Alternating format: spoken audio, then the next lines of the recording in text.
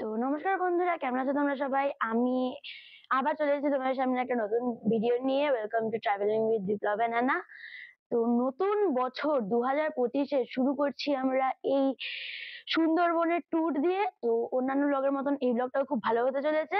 তো অবশ্যই ভিডিওটা ভালো লাগলে একটা লাইক করে দিও, ভিডিওটা শেয়ার করে দিও, এবং যদি খুব ভালো লাগে তাহলে একটা কমেন্ট ছেড়ে দিও।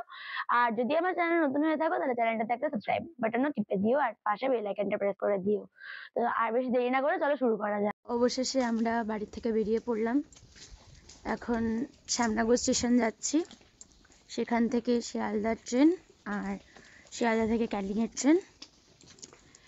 তোমাদের সাথে একেবারে শ্যামনগর স্টেশনে গিয়ে দেখা করছি, তোমরা দেখতে থাকো।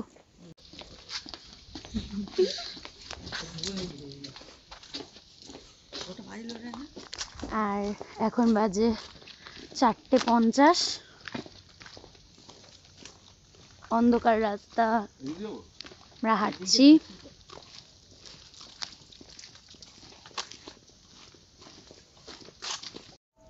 এই হচ্ছে আমাদের ফিডার রোড। ফিডার রোডই তো এটা।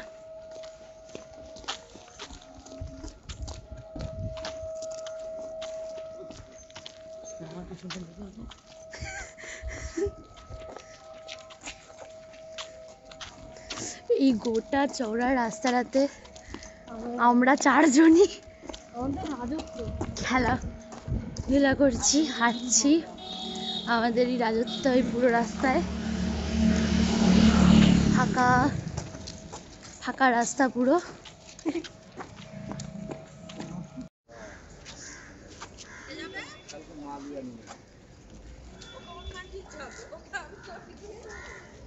আমরা এখন ট্রেনের জন্য ওয়েট করছি শ্যামনগর স্টেশনে।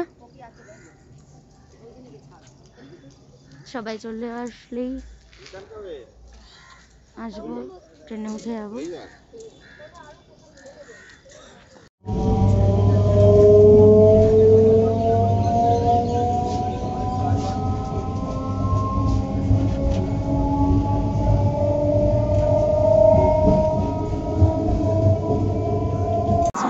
অবশেষে আমরা এখন শিয়ালদা স্টেশনে পৌঁছালাম। এখান থেকে ক্যানিংয়ের ট্রেন 7:40।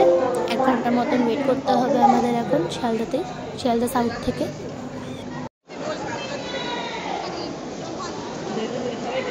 সবাইকেই দেখাচ্ছি।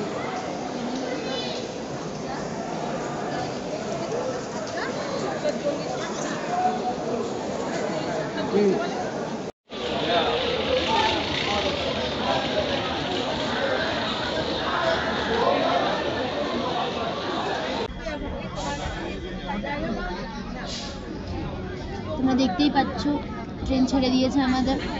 এবার আমাদের নেক্সট স্টপেজ ক্যানিং।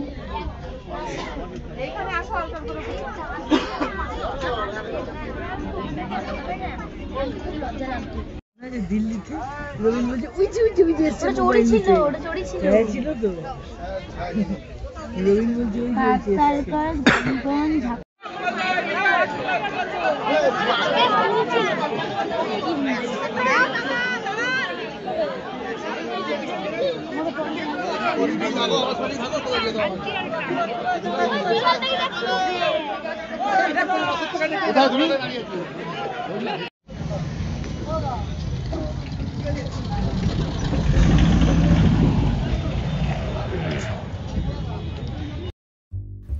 ক্যানিং থেকে যাত্রা শুরু করলাম, এবং প্রথমেই আমাদের গন্তব্য হচ্ছে গদখালি।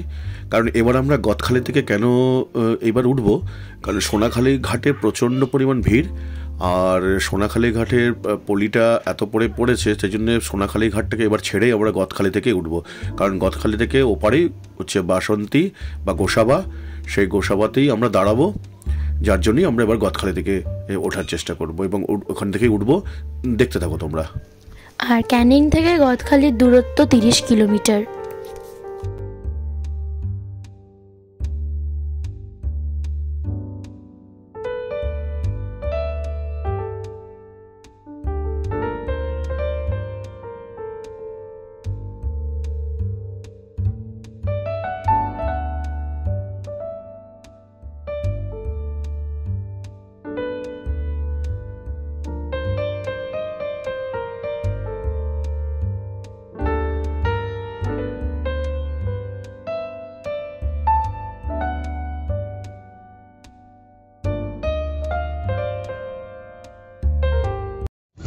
অবশেষে আমাদের অপেক্ষার অবসান হলো। আমাদের ব্রিফিং শেষ হলো। হ্যাঁ, আমাদের ব্রিফিং শেষ হলো। হ্যাঁ, আসো।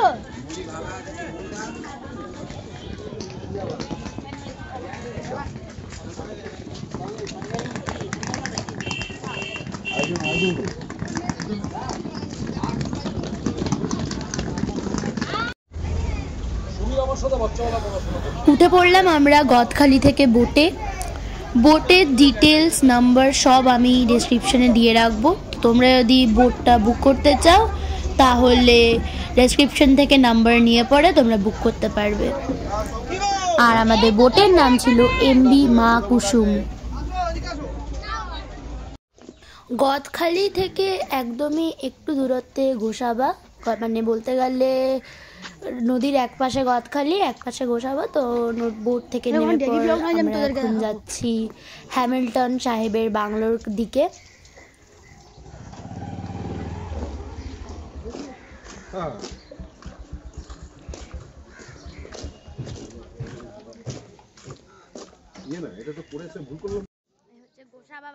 গোসাবার যে মার্কেটটা খুবই বিখ্যাত, কারণ পুরো সুন্দরবন চত্বরে এই গোসাবার মার্কেট থেকেই জিনিসপত্র সাপ্লাই হয়। এখানকার মানে এটা একটা আইল্যান্ড দ্বীপ, কিন্তু এটা এত পরিমাণ উন্নত যে তুমি পুরো সুন্দরবন এরিয়াতে এখানে ছাড়া মার্কেটের মানে যত সমস্ত জিনিস, যত সবজি টবজি সব গোসাবা থেকেই কালেক্ট হয়ে পড়ে বা পাখিরালয় বা অন্যান্য জায়গাগুলোতে যায়।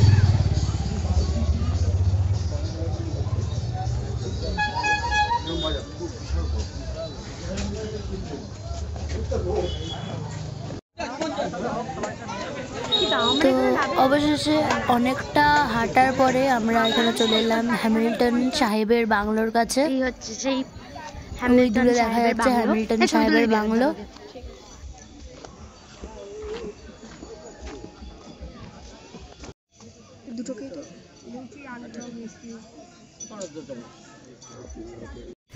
হ্যামিল্টন সাহেব যখন প্রথম সুন্দরবন বা গোসাবা এরিয়াটাতে আসে তখন এই বাংলোটা তিনি তার স্মৃতি হিসাবে করে রাখেন এখানে।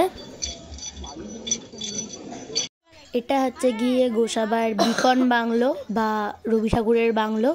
এখানে আমি এর আগে অনেকবারই এসেছি, সে কারণে আমি আর ঢুকলাম না। এখানে এন্ট্রি টিকিট 5 টাকা। আমাদের যে বোটটা ছিল সেই বোটের ভিতরে দেখো কত সুন্দরভাবে বেড টেড সব দেওয়া ছিল। এখন সামনে দুটো টয়লেট, এখানে বেড দেওয়া আছে। সবাই এখানে ভিতরে রেস্ট নেওয়ার জন্যে। ওপরে প্রচণ্ড ঠান্ডা, সেই ঠান্ডার হাত থেকে বাঁচবার জন্যে এখানে সবাই মোটামুটি খাওয়া দাওয়ার পর রেস্ট নিচ্ছে। তবে খুব সুন্দর সাজানো গোছানো, খুব ভালো লাগবে। তোমরাও যদি কোনো এই সফরে এসো অবশ্যই এই ভিতরে থাকবে, ওপরেও যেমন থাকবে ডেকে ভিতরেও থাকবে। এটা হচ্ছে সিঁড়ি দিয়ে উপরে ওঠার জায়গা এবং সামনে এসে এই নৌকার মুখের সামনে এসে গেলাম। খুব ভালো, দেখতে থাকো তোমরা। এই নৌকার মুখের এই জায়গাটা হচ্ছে গিয়ে যারা ছবি তুলতে ভালোবাসে তাদের জন্য একটা সেলফি পয়েন্ট। কারণ তোমরা যদি সুন্দরবনে আসো বোটে ওঠো আর বোটে যদি এইখানে ছবি না তোলো তাহলে আর ছবি তুলে কোনো লাভ নেই।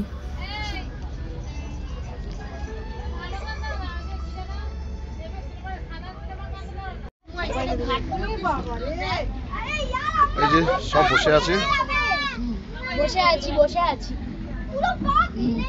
বলো কেমন লাগছে? ভালো, খুব ভালো।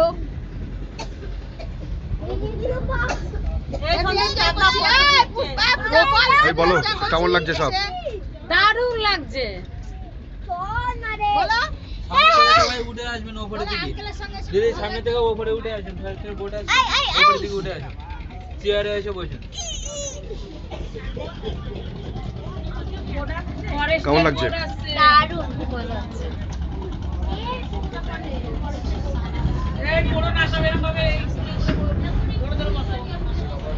কেমন লাগছে?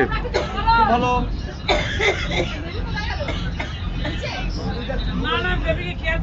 আর একজন আমাদের ঘুমাচ্ছে।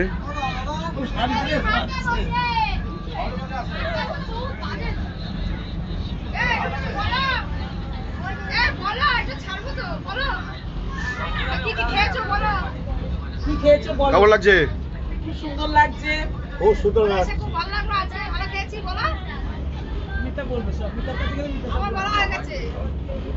যারা বলার সামনে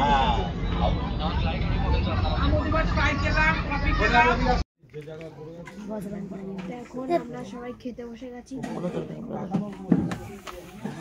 আমার শুধু ভাত দেবে, ডাল দেবে না। লেবু হচ্ছে না লেবুতে। তো আজকে আমাদের লাঞ্চের জন্য ছিল ভাত, ডাল, বেগুন ভাজা, ফুলকপির রোস্ট, তার সাথে ছিল 2 ধরনের মাছ। একটা ছিল এই গলদা চিংড়ির মালাইকারি, আর আরেকটা ছিল সর্ষে পোস্ত দিয়ে পাবদা মাছ। খাবার দুর্দান্ত খাবার হয়েছিল, খাবারের দারুণ টেস্ট।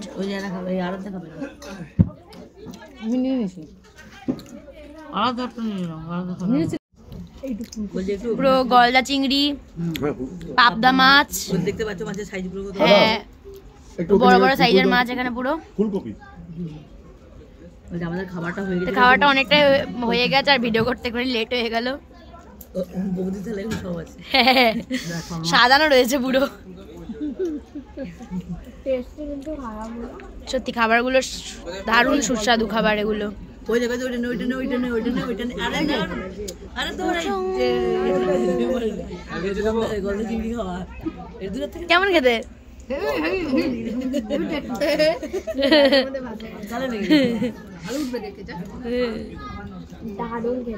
দারুণ, সবারই দারুণ লেগেছে।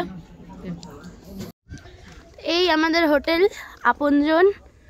তোমাদেরকে এই হোটেলের লিঙ্ক অবশ্যই ডিসক্রিপশনে দিয়ে দেবো, সেখান থেকে তোমরা হোটেলে কন্ট্যাক্ট করতে পারবে। হোটেলটা কিন্তু খুবই সুন্দর হোটেল এটা।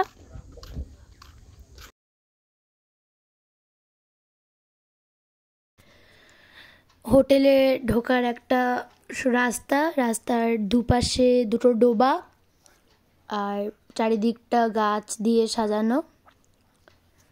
খুব মানে যে সারাউন্ডিংসটা, যে এনভায়রনমেন্টটা হোটেলের, খুব সুন্দর এনভায়রনমেন্ট।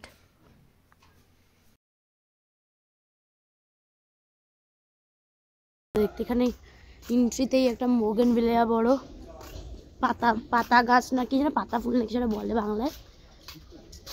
এগুলো হচ্ছে পাতাবাহারের গাছ। ওই দেখো ওগুলো সব স্থলপদ্মগুলো একটা যা রয়েছে না, দেখো।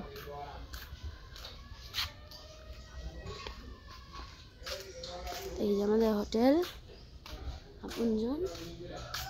চলো আমাদের ভিতরটা দেখাই, গিয়ে পরে আমাদের রুমের। আমরা স্টে করছি একদম 3rd ফ্লোরে, রুম নাম্বার 30। উপরের ফ্লোর থেকে দেখো দূরে কত বাঁধাকপি, ফুলকপি রয়েছে।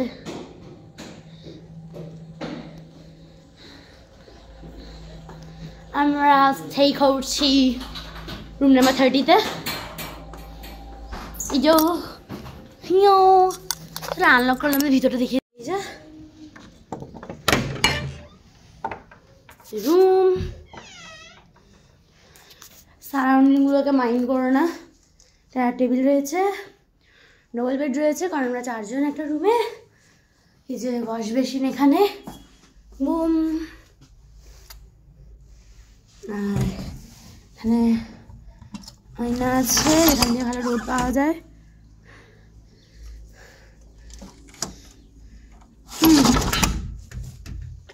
আমাদের ওয়াশরুম,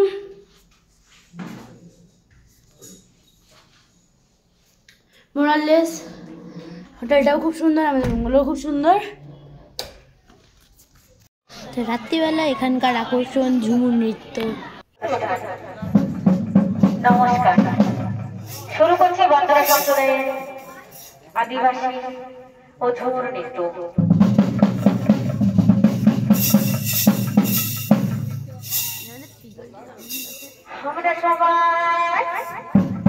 আমরা সবাই হেলে দুলে গায়ে ঝুমুর গান, আমরা সবাই দুলিয়ে কোমর গায়ে ঝুমুর গান। চেয়ারা বসে গাইতে ঝুমুর গান আমরা সবাই মিলে দুলে গাইব ঝুমুর গান আমরা সবাই মিলে ঝুমুর গাইব ঝুমুর গান আমাদের চেয়ারা বসে গাইতে ঝুমুর গান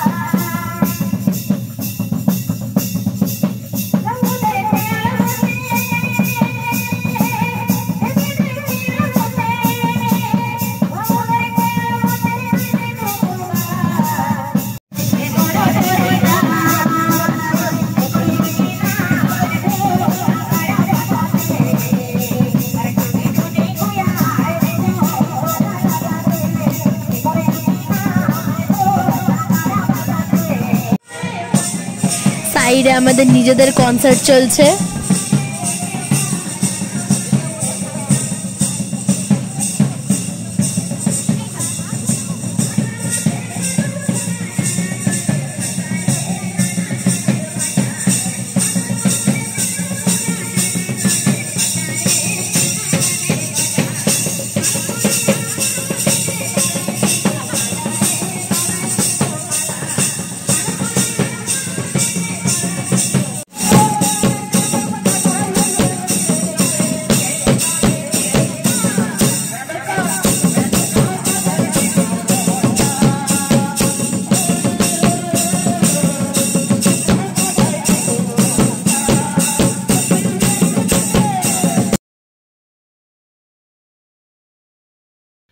তো চলে এলাম আমরা রাত্রেবেলা খাবার খেতে। আজকে আমাদের রাতের মেনু ছিল ভাত আর মাটন। চলে এলো গরম গরম ভাত, তার সাথে আলু ভাজা ছিল ক্রিস্পি। এই যে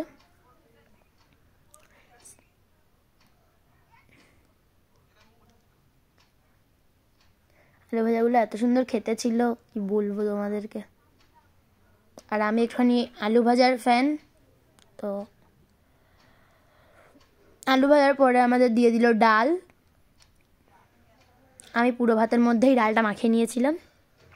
তার সাথে ছিল স্যালাড আর অবশেষে মাটনটা এত সুন্দর সিদ্ধ হয়েছিল আর এত সুন্দর খেতে ছিল, মানে দারুণ টেস্ট করেছিল মাটনের এখানে।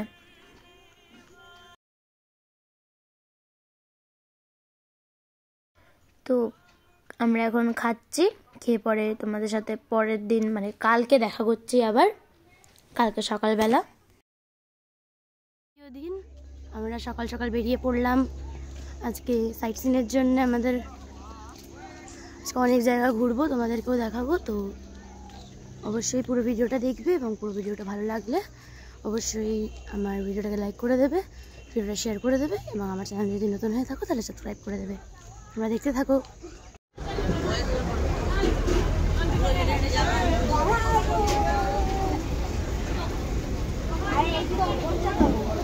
Hello guys, we are in the boat from Pakhiralay to Jahannam. জানি না কোথায় Jahannam.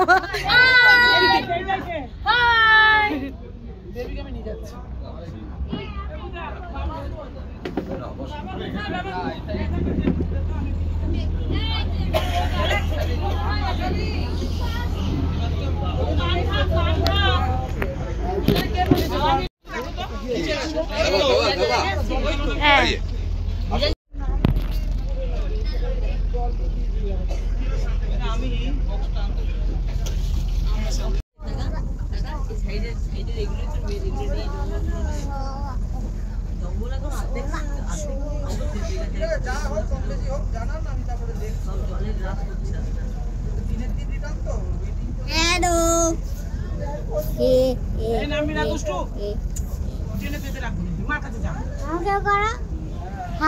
সুন্দরবন ট্রিপ মানে শুধু খাওয়া দাওয়া, মানে সারাদিন শুধু লঞ্চে বোটের মধ্যে বসে থাকা আর খাওয়া, টাইমের পর টাইম শুধু খেতে যাওয়া।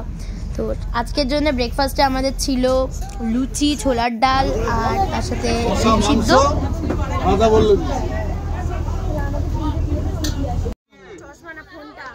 তো আজকে আমাদের প্রথম গন্তব্য ছিল যেটা, সেটা হচ্ছে ঝড়খালি। Tiger reservation centre. আমরা সেখানে পৌঁছে গেছি। এইখানে যে রিজার্ভেশন সেন্টারটা রয়েছে ওইখানে বন থেকে অসুস্থ পশু পাখিদের আনা হয়, আর তারা সুস্থ হয়ে গেলে তাদেরকে এখান থেকে আবার বনে ছেড়ে দেওয়া হয়। আমরা গাছের নিচে দাঁড়িয়ে আছি।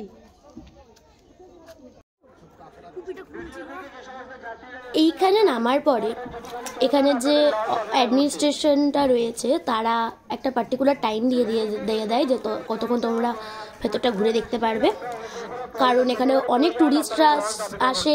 আর ঘাট যেহেতু দুটোই, একটা নামার একটা ওঠার, তো টাইমের মধ্যে ঘুরে পর বেরিয়ে আসতে হয়। আমাদের টাইম দিয়ে দিয়েছিল 11টা অবধি, আর আমরা এখানে 10টায় নেমেছিলাম, তো 1 ঘন্টার মধ্যে অনেকটাই পুরো ঘুরে দেখা গেছে।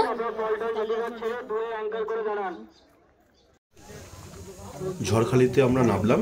ঝড়খালি একটা দারুণ টুরিস্ট প্লেস। ঝড়খালিটা হচ্ছে মানে জঙ্গল এরিয়া না, ওটা হচ্ছে লোকালয়। এবং এখানে তোমরা যখন আসবে সামনে কিন্তু অনেক সুন্দর বাজার আছে, এবং এখানে জঙ্গল থেকে যে রেস্কিউ করা জন্তু জানোয়ারদেরকে নিয়ে এসে এখানে ট্রিটমেন্ট করা হয়। এবং একটা ছোট্ট চিড়িয়াখানাও আছে, বেশ ভালোই বড় চিড়িয়াখানা। হেঁটে পুরো ঘুরতে হয়। দেখো এখানে পুরো মার্কেট, এখানে মোটামুটি সব কিছুই পাওয়া যায়।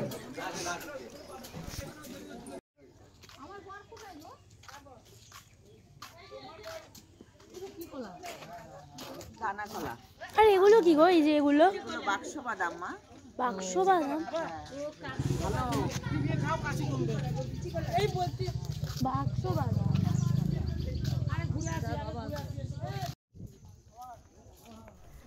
আমরা এবার মেন রাস্তা থেকে চিড়িয়াখানার ভেতরে গিয়ে ঢুকছি। এখানে মাথা পিছু 30 টাকা করে টিকিট, বাচ্চাদের 10 টাকা, এবং একদম ছোট বাচ্চাদের কোনো টিকিট লাগে না। এখানে গেলে পরে সত্যি বাচ্চাদের খুব ভালো লাগবে। ভেতরে ঢেকি আছে, দোলনা আছে, স্লাইড ফ্লাইড সব আছে, বাচ্চারা খেলতে পারবে। এবং ভিতরে ম্যাপ করা আছে, অনেক পশু পাখি বিভিন্ন জাতের। কুমির তো হাতে গোনা অনেকগুলো দেখতে পেয়েছি, এবং ঘড়িয়ালও দেখতে পেয়েছি। দেখো তোমরা, তোমাদেরকে পুরোটাই আমরা দেখাচ্ছি, খুব ভালো লাগবে। এবং দারুণ একটা টুরিস্ট প্লেস। সুন্দরবনে আসলে সবাই এই জায়গাটা অনেক সময় এসে করতে চায় না, কারণ এখানে অনেকটাই পথ আসতে হয় এবং এখানে আলাদা করে একটা পারমিশন করতে হয়। তাও আমরা এসেছিলাম, যেহেতু আমরা বলেছিলাম যে অফবিটগুলো এবার করব সুন্দরবনের।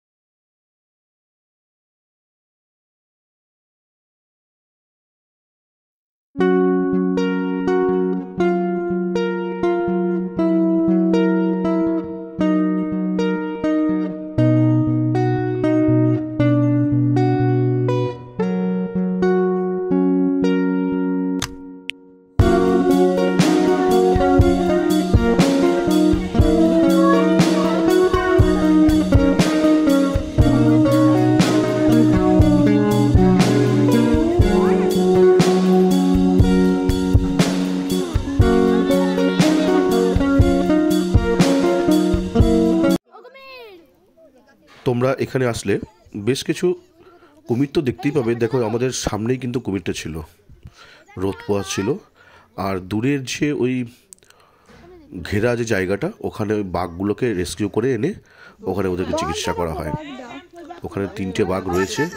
তো পরন্ত দুপুরে যা রোদ্দুরের তেজ, সত্যি বলতে যে গায়ে কিছু রাখা যাচ্ছিল না, এত রোদ্দুরের তেজ। সুন্দরবনে ডিসেম্বর মাসে এত গরম ভাবাই যাচ্ছিল না। যাই হোক, ঝড়খালি মোটামুটি শেষ করলাম। ঝড়খালি শেষ করে এবার ফেরার পালা। ফিরে আবার নৌকায় উঠবো, তোমরা দেখতে থাকো।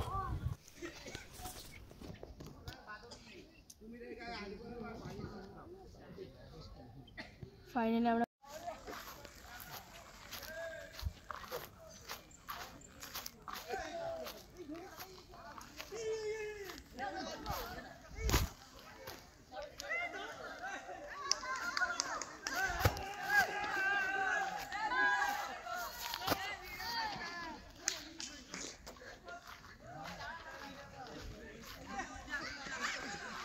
ঢুকে পড়তে এখানে প্রথমে একটা পার্ক রয়েছে, পার্কের চারিপাশে নানান ধরনের ফুল দিয়ে সাজানো, এত সুন্দর সুন্দর ফুল এখানে তোমাদেরকে এক্সপ্রেস করে বোঝাতে পারবো না ভালো করে।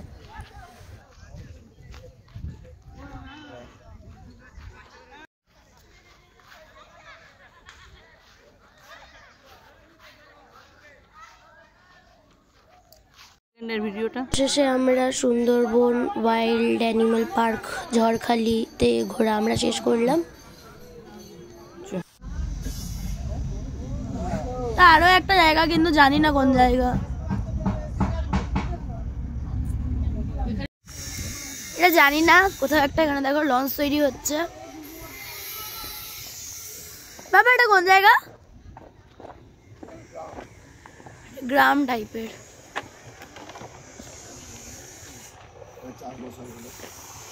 সেটা দেখি বোঝা যাচ্ছে চাষবাস হয়, সে আর নতুন নেটটা সে কারণে এখানে চলে গেল পুরো।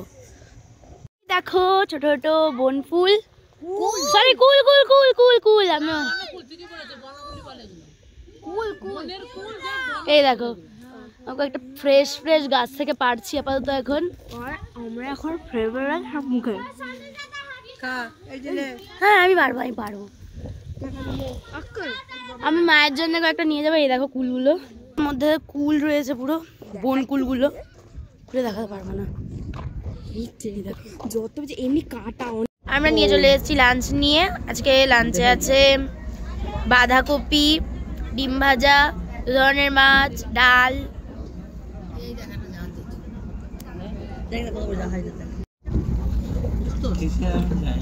আমি নেবো না, আমি নেবো না, নেবো না।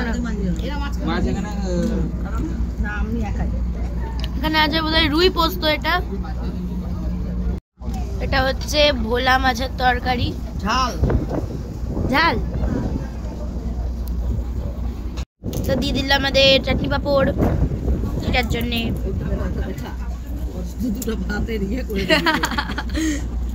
ফুচকার মতন একটা বাস্ট হয়ে গেল।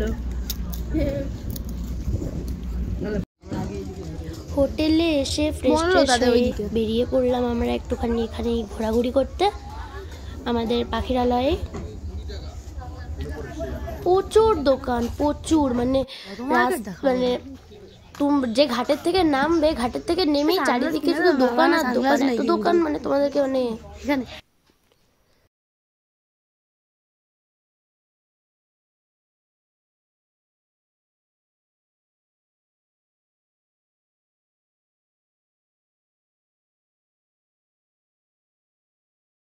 আমরা এখন খেতে যাচ্ছি হোটেলের বাইরে খাবার জায়গা। তোমাদের আগের দিন ভালো করে খাওয়া জায়গা দেখাতে পারি না, দিচ্ছি। তো এখন আমাদের কিন্তু খেতে বসে গেছি ডিনার, আর এটা আমাদের পাতা দিচ্ছে। রাত্রিবেলা আজকে আমাদের মেনুতে ছিল ফ্রাইড রাইস, চিলি চিকেন আর স্যালাড। খাবার তো এখানে খুবই ভালো করছিল। খাওয়া দাওয়ার পরে এবার রাত্রিবেলা ঘুমাবো। তো পরের দিন আরও একটা জায়গা আমাদের ঘোরা রয়েছে, তো একদম সেখানে নিয়ে গিয়ে দেখাচ্ছি। এটা দেখো তোমরা।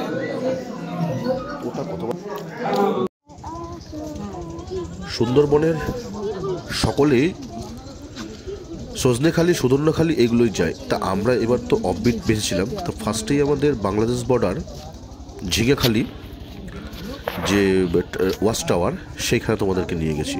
এগুলো কেউ তোমাদের দেখায় না, এগুলো কেউ তো কোথাও যায় না। আমি গেছিলাম এই ঝিঙেখালি। দেখো এই জায়গাটা খুব সুন্দর, খুব সুন্দর করে সাজানো গোছানো একটা রিসর্ট এবং ফরেস্টের মধ্যে এটা রয়েছে। দেখতে থাকো তোমরা। এইখানে যে ওয়াচ টাওয়ারটা রয়েছে, ওয়াচ টাওয়ারে মানে ওয়াচ টাওয়ারে একদম উঠে যাওয়ার পরে ওইখানে তোমরা হরিণ, বাঘ ওগুলো দেখার অনেক চান্সেস থাকে। কত নৌকো জোয়ারে ঢুকিয়ে রেখেছে।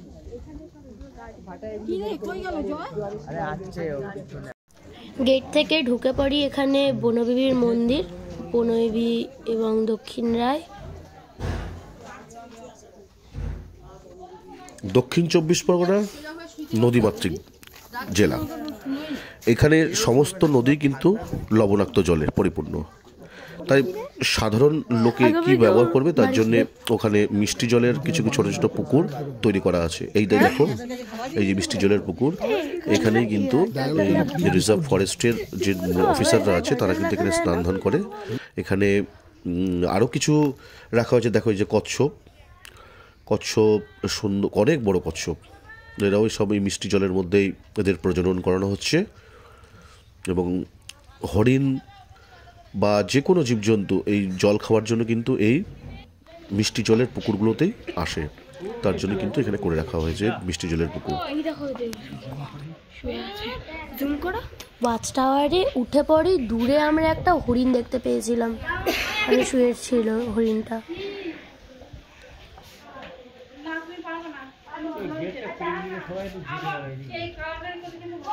তো আজকের মতন এই ভিডিওটা এখানেই শেষ করছি।